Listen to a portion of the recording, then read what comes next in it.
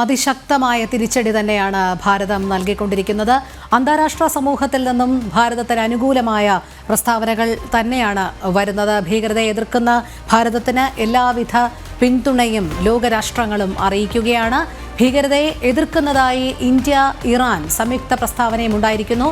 എല്ലാ അർത്ഥത്തിലുമുള്ള ഭീകരവാദത്തെയും എതിർക്കണം എന്ന് സംയുക്ത പ്രസ്താവനയിൽ പറയുന്നു. ഐസൻ ജോസ് ചേരുന്നു. ഐസൻ, ഇതുമായി ബന്ധപ്പെട്ട കൂടുതൽ വിവരങ്ങൾ.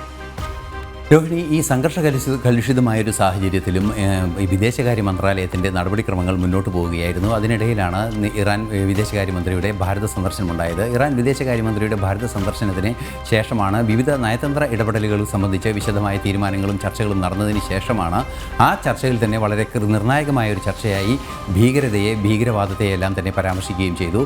ഈ രണ്ട് രാജ്യങ്ങളും ഒരൊറ്റ സ്വരത്തിൽ പറയുന്നത് ഏത് തരത്തിലുള്ള ഭീകരവാദമായാലും, in all manifestation of terrorism എന്ന് പറയുന്ന രീതിയിൽ എല്ലാ തരത്തിലുള്ള ഭീകരതയെയും എതിർക്കുന്നു. ഭീകരത ഈ ലോകത്തെ തന്നെ പിന്നോട്ടടിക്കുന്ന ഒരു സാഹചര്യം ഉണ്ടാക്കുന്ന ഒരു പ്രവർത്തനമാണ്, അതിനെ അംഗീകരിക്കുന്നില്ലെന്ന് ഇറാനും ഭാരതവും ഒരു സംയുക്ത പ്രസ്താവനയിലൂടെ ഇന്നലെ ജോയിൻറ്റ് സ്റ്റേറ്റ്മെൻറ്റിലൂടെ കൃത്യമായി തീരുമാനമെടുത്തിരിക്കുകയാണ്, അല്ലെങ്കിൽ കൃത്യമായൊരു നിലപാടെടുത്തിരിക്കുകയാണ്. തീർച്ചയായും നമുക്കറിയാവുന്നതാണ്, ഭാരതം ഈ ഭീകരതയ്ക്കെതിരെ അതിശക്തമായി മുന്നേറുന്നൊരു സാഹചര്യത്തിൽ, ഭീകരവാദത്തിനും ഭീകരപ്രവർത്തനങ്ങൾക്കുമെതിരെ അതിശക്തമായി മുന്നേറുന്നൊരു സാഹചര്യത്തിൽ ഭാരതത്തിന് ലോകത്തിൻ്റെ പിന്തുണ ഏറുകയാണ്. സ്വാഭാവികമായും അത്തരത്തിലുള്ളൊരു പിന്തുണയുടെ അവസാനത്തെ ഒരു സംഭവ വികാസം കൂടിയായി ഇറാൻ്റെ ഈ നിലപാടിനെ, ഇറാൻ്റെ ഈ ജോയിൻറ്റ് സ്റ്റേറ്റ്മെൻറ്റ് നമുക്ക് കാണാൻ സാധിക്കും. അത്തരത്തിൽ ലോകം മുഴുവനുമുള്ള രാജ്യങ്ങൾ തീവ്രവാദ വിരുദ്ധ നീക്കങ്ങൾ നടത്തുന്ന ഭാരതത്തിനൊപ്പം എന്ന് കൃത്യമായി പറഞ്ഞു കഴിഞ്ഞിരിക്കുന്നു. ചൈനയുടെ ഭാഗത്തു നിന്നും സമാന നിലപാടാണ് ഇന്നലെ ഉണ്ടായത്.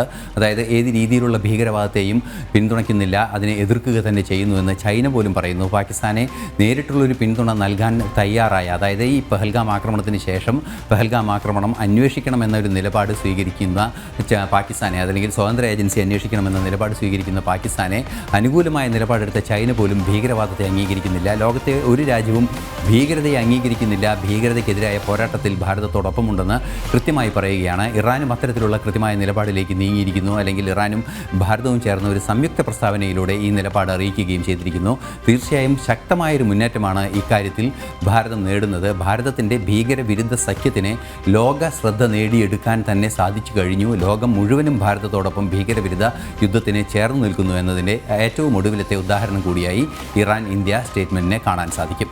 അതെ, ഐസൻ സൂചിപ്പിച്ചതുപോലെ തന്നെ എന്തായാലും അന്താരാഷ്ട്ര സമൂഹത്തിൽ നിന്ന് ഭാരതത്തിന് അനുകൂലമായ പ്രസ്താവനകൾ വരുമ്പോൾ ഇവിടെ ഭാരതം ഇറാൻ സംയുക്ത പ്രസ്താവനയിൽ ഇറാൻ്റെ നിലപാട് ഏറെ ശ്രദ്ധേയം തന്നെയല്ലേ? കാരണം ഇറാൻ്റെ ലോക രാഷ്ട്രീയം നമുക്ക് മനസ്സിലാക്കാവുന്നതാണ്, അറിയാവുന്നതുമാണ്. അപ്പോൾ അവിടെ ഈ സാഹചര്യത്തിൽ ഭാരതത്തിന് അനുകൂലമായി ഇറാൻ ഒരു നിലപാട് സ്വീകരിക്കുമ്പോൾ പ്രത്യേകിച്ച് അത് ഭാരതത്തിന് മുൻതൂക്കം നൽകുന്ന ഒരു നിലപാടായി കണക്കാക്കാൻ പാടില്ലേ?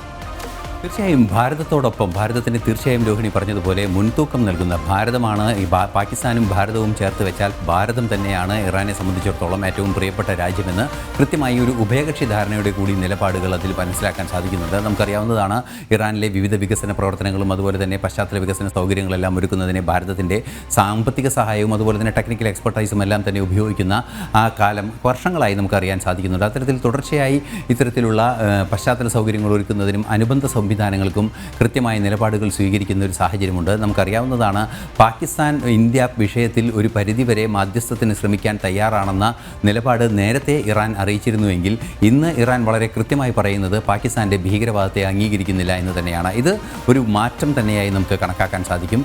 തീർച്ചയായും ആ ഒരു മാറ്റം വലിയൊരു മാറ്റത്തിലേക്ക് കാര്യങ്ങൾ കൊണ്ടുപോകുന്ന, അല്ലെങ്കിൽ കാര്യങ്ങൾ എത്തുന്ന ഒരു സാഹചര്യത്തിലേക്ക് പഹൽഗാം ആക്രമണവും ഭാരതത്തിൻ്റെ ശക്തമായ ഭീകരതയ്ക്കെതിരായ തിരിച്ചടിയും വന്നെത്തിയിരിക്കുന്നു എന്നതിന് ഏറ്റവും മികച്ച തെളിവ് തന്നെയാണ് ഇപ്പോൾ ഉണ്ടായിരിക്കുന്നത്. തീർച്ചയായും ഭാരതം മുന്നോട്ട് വയ്ക്കുന്ന ഭീകരവിരുദ്ധ നിലപാടിനെ ലോകം മുഴുവൻ കാലങ്ങളായി, വളരെ കൃത്യമായി പറഞ്ഞാൽ 2014 മുതൽ ഈ ഇന്ന് വരെയുള്ള എല്ലാ വിദേശ പ്രവർത്തനങ്ങൾ, വിദേശകാര്യ ഇടപെടലുകളിലും ഭാരതം മുന്നോട്ട് വയ്ക്കുന്ന ഈ കാര്യം പൂർണ്ണമായും ഇറാനും അംഗീകരിക്കുന്നു, പാകിസ്ഥാനെ തള്ളിപ്പറയുന്നു എന്ന് തന്നെ നമുക്ക് പറയാൻ സാധിക്കും. അല്ലെങ്കിൽ ഇത്തരത്തിൽ എല്ലാ ഭീകരതയും എതിർക്കുന്നുവെന്ന് ഭാരതവുമായ ഒരു ജോയിൻറ്റ് സ്റ്റേറ്റ്മെൻറ്റിന് ഇറാൻ തയ്യാറാകുമെന്ന് നേരത്തെ ഒട്ടും പ്രതീക്ഷിക്കാവുന്ന ഒരു സാഹചര്യം ഉണ്ടായിരുന്നില്ല എങ്കിൽ കൂടി ഇപ്പോൾ അതിനു കൂടി വളരെ കൃത്യമായി തയ്യാറായിരിക്കുന്നു എന്നതിൽ നിന്നും പാകിസ്ഥാൻ ഒറ്റപ്പെടുന്നു എന്നതും ഭാരതത്തിന് ഇറാൻ മുൻതൂക്കം നൽകുന്നു എന്നതും കൃത്യമായി തെളിയുകയാണ്. രോഹിണി.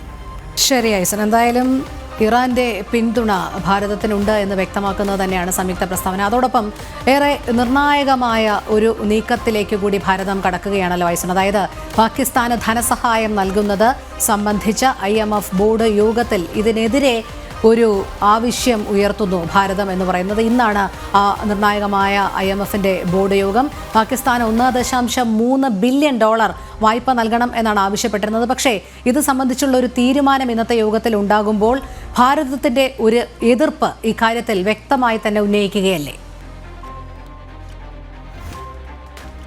വിദേശകാര്യ സെക്രട്ടറി വിക്രം മിശ്രയുടെ വാർത്താ സമ്മേളനത്തിൽ നിർണായകമായ വാർത്താ സമ്മേളനം ഇന്നലെ നടന്നതിൽ വളരെ കൃത്യമായി അദ്ദേഹം പറഞ്ഞത് നമുക്കറിയാവുന്നതാണ്. നേരത്തെ സൂചിപ്പിച്ചതുപോലെ ഈ ഇടപാട് അതായത് $1.3 ബില്യൺ ധനസഹായം നൽകുന്ന ഇടപാടിനെ കൃത്യമായും ഭാരതത്തിൻ്റെ എക്സിക്യൂട്ടീവ് ഡയറക്ടർ എതിർക്കുമെന്ന് തന്നെ അദ്ദേഹം പറയുകയുണ്ടായി. അത് ഭാരതത്തിൻ്റെ ഒരു നയമായി തന്നെ എക്സിക്യൂട്ടീവ് ഡയറക്ടറെ അറിയിച്ചിരിക്കുന്നു. അല്ലെങ്കിൽ വിദേശകാര്യ വിഷയങ്ങളുമായി ബന്ധപ്പെട്ട ഒരു സാഹചര്യത്തിൽ ഭാരതം സ്വീകരിക്കേണ്ട അന്താരാഷ്ട്ര നാണയനിധിയിലെ ഒരു രാജ്യത്തെ വായ്പ നൽകുന്നത് സംബന്ധിച്ച നിലപാടിനെ കൃത്യമായും എതിർക്കും, അത് നൽകരുത് എന്ന നിലപാട് തന്നെ അറിയിക്കുമെന്നാണ് അദ്ദേഹം പറഞ്ഞത്. സ്വാഭാവികമായും നമുക്കറിയാവുന്നതാണ് അത്തരമൊരു നീക്കം തന്നെയായിരിക്കും ഭാരതത്തിൻ്റെ ഭാഗത്തു നിന്നും ഭാരതത്തിൻ്റെ പ്രതിനിധിയുടെ ഭാഗത്തു നിന്നും ഈ ബോർഡിൽ ഉണ്ടാവുക എന്നത് ഏതാണ്ട് പൂർണ്ണമായും ഉറപ്പിക്കാവുന്ന ഒരു സാഹചര്യം തന്നെയാണ് ഇപ്പോൾ ഉള്ളത്.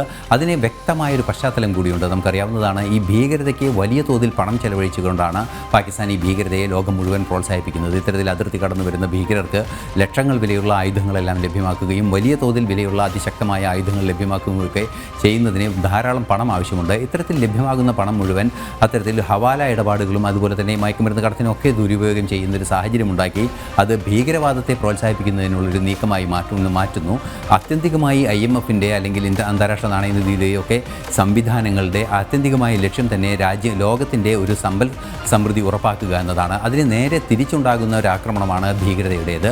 അതുകൊണ്ട് തന്നെ ഭീകരത നയപരമായി IMFൻ്റെ ആശയങ്ങളെയോ അല്ലെങ്കിൽ ലോകം മുഴുവൻ സാമ്പത്തിക സുരക്ഷ ഉറപ്പാക്കുക എന്ന ആശയത്തെ തന്നെ നേരിട്ട് എതിർക്കുന്ന അല്ലെങ്കിൽ അതിനെ വിഘ്നം നിൽക്കുന്ന ഒരു സംവിധാനമാണ്. അതുകൊണ്ട് തന്നെ ആ കാര്യത്തിൽ കടുത്ത നിലപാടുകൾ വേണം. ഇത്തരത്തിൽ വായ്പകൾ നൽകുകയാണെങ്കിൽ അത് ദുരുപയോഗം ചെയ്യാനുള്ള സാഹചര്യമുണ്ട്. അതുകൊണ്ട് ആ വായ്പ നൽകരുത് എന്ന കൃത്യമായൊരു നിലപാട് ഭാരതം IMFൽ അറിയിക്കുമെന്ന് തന്നെയാണ് മനസ്സിലാക്കാൻ സാധിക്കുന്നത്. സമാന രീതിയിലുള്ള നീക്കങ്ങൾ ഭാരതം IMFൽ ഇന്ന് നടക്കുന്ന യോഗത്തിൽ നടത്തുന്നുവെങ്കിൽ കൂടി നേരത്തെ ഫിനാൻഷ്യൽ ആക്ഷൻ ടാസ്ക് ഫോഴ്സിൻ്റെ ഗ്രേ ലിസ്റ്റിൽ വീണ്ടും ഉൾപ്പെടുത്തണമെന്നൊരാവശ്യം, അതായത് പാകിസ്ഥാൻ നേരത്തെ ഈ ടെറർ ഫണ്ടിങ്ങിൻ്റെ കാര്യത്തിൽ അല്ലെങ്കിൽ അത്തരത്തിലുള്ള ഇടപാടുകൾ നടത്തിയതിൻ്റെ പശ്ചാത്തലത്തിൽ പാകിസ്ഥാനെ ഗ്രേ ലിസ്റ്റിൽ, അതായത് അത്ര സുഖകരമല്ലാതെ പ്രവർത്തിക്കുന്ന രാജ്യങ്ങളുടെ ഒരു പട്ടികയിൽ ഫിനാൻഷ്യൽ ആക്ഷൻ ടാസ്ക് ഫോഴ്സ് ഉൾപ്പെടുത്തിയിരുന്നു. അതിൽ നിന്ന് കുറച്ചു കാലം മുമ്പാണ് പാകിസ്ഥാൻ കുറേ എഫർട്ടുകളെടുത്ത് കുറേ റിഫോംസ് എല്ലാം നടത്തിയതിന് ശേഷം ഒഴിവായത്. പക്ഷേ അത്തരത്തിൽ ഒഴിവായ ആ കാര്യങ്ങൾ ഒഴിവാകുന്നതിന് വേണ്ടി പാകിസ്ഥാൻ എടുത്ത ആ പരിഷ്കരണങ്ങളെല്ലാം തെറ്റിദ്ധരിപ്പിക്കുന്നതായിരുന്നു എന്നും ഭാരതം വളരെ കൃത്യമായി അറിയിക്കുന്നുണ്ട്. സ്വാഭാവികമായും ഇന്ന് നടക്കുന്ന യോഗത്തിൽ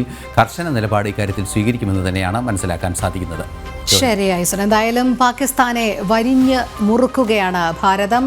ഭാരതത്തിന്റെ പ്രത്യാക്രമണത്തിൽ പകച്ചുഴലുന്ന പാകിസ്ഥാനെ തന്നെയാണ് കാണാൻ കഴിയുന്നത്. ഏത് ഹീന നീക്കവും ശക്തമായി ചെറുക്കും എന്നു തന്നെയാണ് ഭാരത സൈന്യം വ്യക്തമാക്കുന്നത്.